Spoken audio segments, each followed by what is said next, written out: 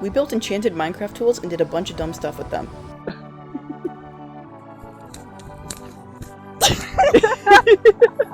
Stick around until the end of the video to see their full functions, including sounds and lights. But until then, let's get some quick background information out of the way. Minecraft. If you haven't heard of it or even played it, you might be living under a rock. It might be one of the most popular games of our generation, honestly, and for good reason. Specifically focusing on the pickaxe and sword, and even further, enchanting. This is a process in-game where you can basically add magic powers to an item. We figured we'd try to make this real because, let's be honest, the options on the market are not great. Like, come on guys, where's the effort? Like, they kinda tried, but like, not enough? But that's fine, we'll do it better. We jumped straight into modeling these tools. We knew they had to be hollow to fit lights and electronics, as well as highlight the iconic grid pixel design. Nick did an awesome job of this, even though it kind of tortured him, but honestly, in this hobby, I feel like things are usually pretty hard. We also made sure we had a sound way of sealing everything up. It's ready to be printed. Ooh, ooh. Ooh, ooh. This took my soul. We printed these tools out of clear PLA, and this was the fastest method for us and guaranteed you'd be able to see the lights from inside.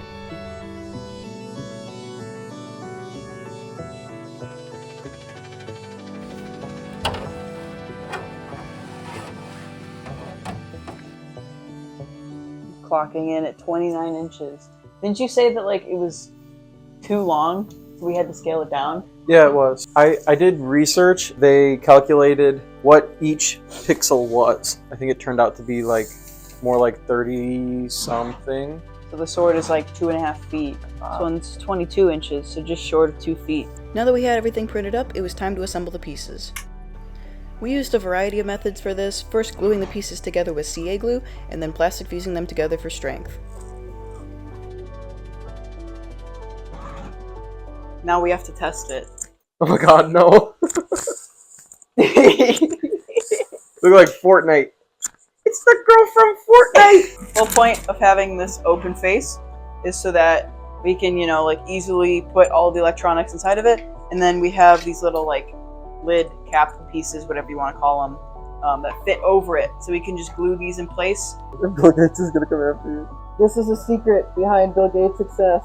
There are there's a few spots where it's a little bit like misaligned, but like slightly. Enough that we could fill it in with glue and probably just sand it together. POV is the last thing you see before you die. The last thing that wood blocks, no, fucking stone blocks see, because it's a pickaxe.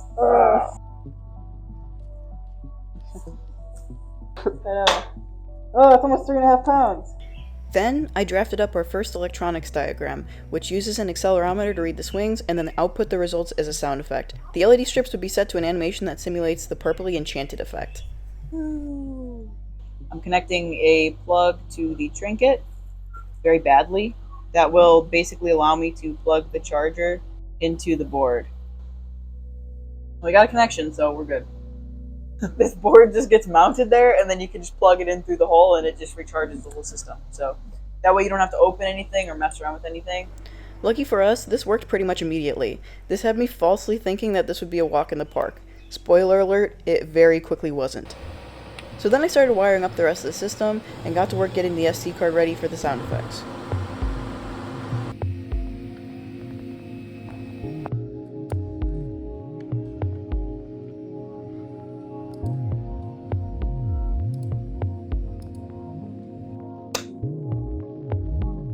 So, we're going to get our sound effects for the pickaxe and the sword straight from the source. Because a lot of people were criticizing us from not taking the Pokemon sound effects like straight from the game. Well, I don't know how to do that. They were straight from the game a little bit. But, okay, they were from Pokemon Go, but they were like, you didn't take them straight from the game.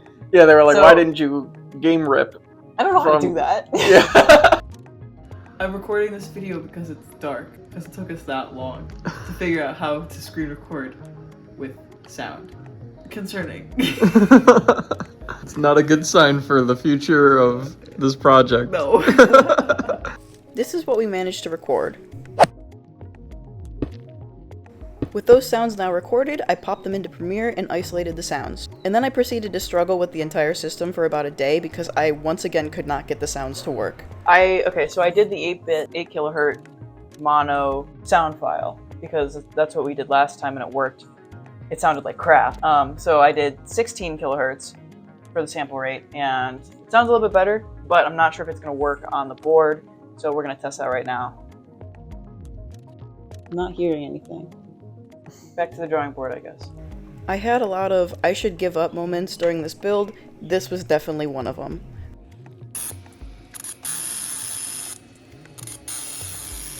Well, that's sound. Sounds like a cicada. With about a day down already on troubleshooting, I decided to cut my losses and redesign the system a bit. I switched to a DF Player Mini to eliminate the need for an amp and hopefully save pins, as well as fix the sound issue, and it worked pretty much right away.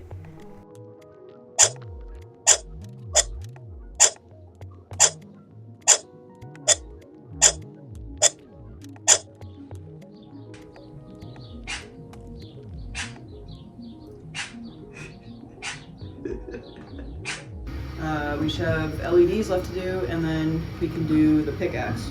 But this is kind of like the layout we were thinking. The recharge cord would go right here, sits perfectly. This is just taped in for reference, but yeah, I think it's pretty good. So then I passed wiring the LEDs over to Nick because he's a team player and I was sick of soldering at this point. Thanks, Nick. And as you can see, there are a lot of LEDs. Gatorade, hashtag not sponsored. We briefly shifted gears for a moment to figure out the paint situation, because that's kind of important. So we're using Createx airbrush transparent paint. We're doing this test first because we're about to order like 5 bottles of it. Yeah. And we want to make sure this works the way we want it to before we like invest in it. We're probably gonna end up sanding it regardless, but this is just a test. This is sanded, this is the raw print. It probably helps if you take the seal off. Yeah, maybe.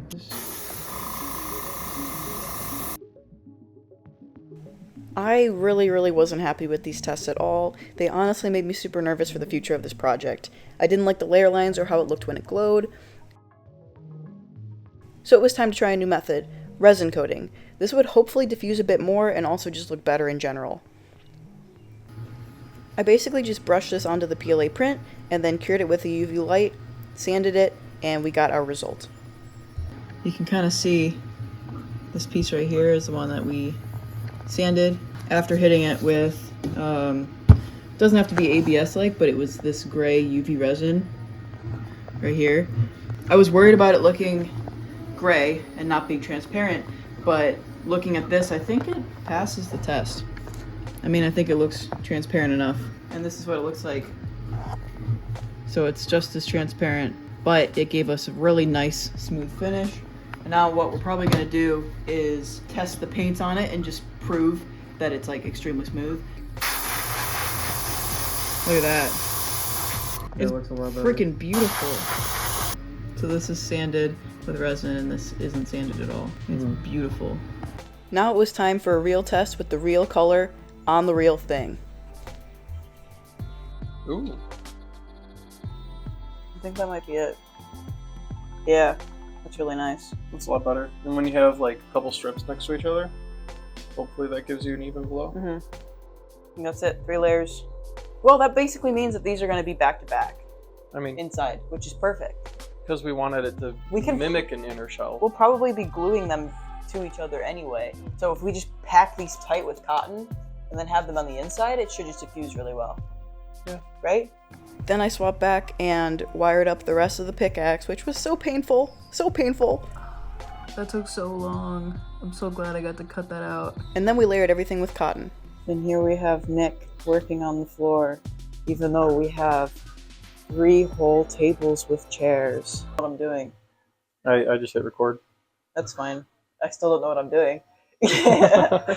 I need your help. You need to kill me. It does not look bad. It honestly looks really good. And then we just kind of went ham, layering everything with diffusion and gluing everything in.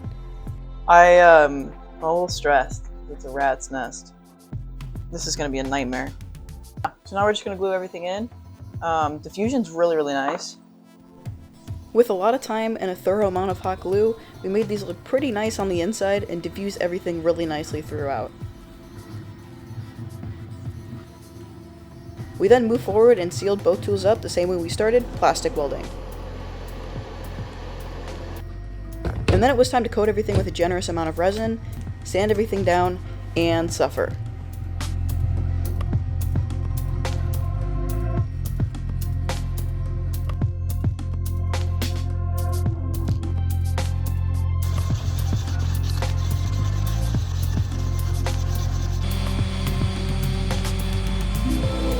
I don't think anything has ever been more painful to sand. This took us like 2 full days. Like these edges right here. Mm-hmm. I thought painting this would be an easy part. I thought very wrong. So that would literally be like these guys right here. How crazy do we want to get? Because we go really light on all of this, and then like there's a gradient here too. Like it's lightest here, and then it gets a little bit darker. If we just let that dry and then do a couple squares that are a little bit darker, I think it'll be fine. Yeah. This was a lot of repetitive layering, taping, masking, you name it. It was just really, really hard. It took about 8 hours, and I lost feeling in my thumb, so that's fun. Oh my god, this fan is... Oh my god. This fan makes me want a hot dog real bad. I hope everybody knows I'm referencing the Minecraft movie and I'm not just randomly quoting Jennifer Coolidge.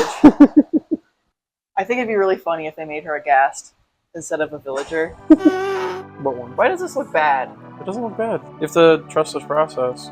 I don't trust the process. I don't even trust myself. While we sit here and watch me paint for a minute, I just wanted to talk about how nostalgic Minecraft makes me feel. I mean, I grew up with this game. I used to play this game all the time with my brother in middle school. We'd spend summers together on Xbox. Like, it was just the best time ever. So, Nate, if you're watching this, shout out to you. I miss you, dude. It was funny because I genuinely hated how this looked until, like, this moment. It came out better than I thought. Honestly, this was the moment where I was like, oh my god, it actually looks kind of good. Oh my god. Sorry, I had to.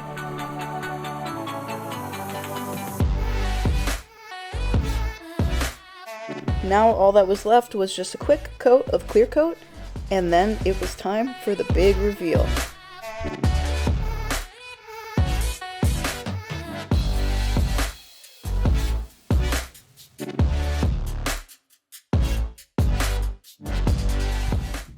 I'm Alex from Minecraft today. Here, wait, film this way.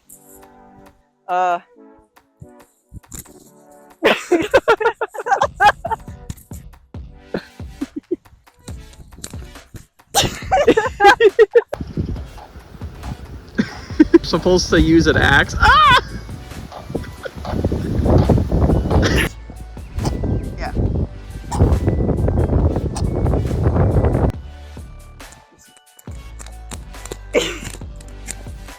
You just look like you're dancing. That's probably heavy too. It is. They do like an official weigh-in. A weigh-in? Yeah.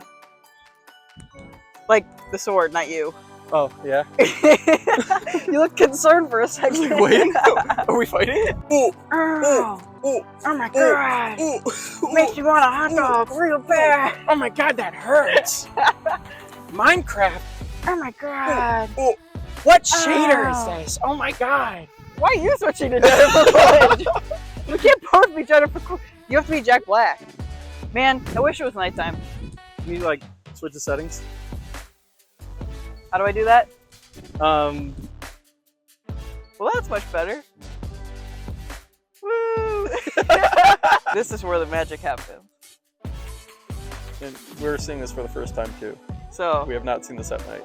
if you flip the switch, Enchanted table works! That looks insane. Oh my god.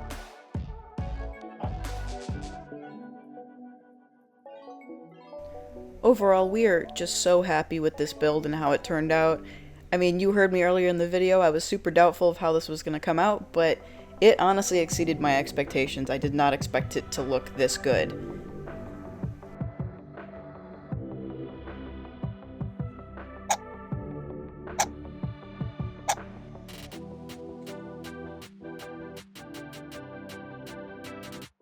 so shiny. So cool.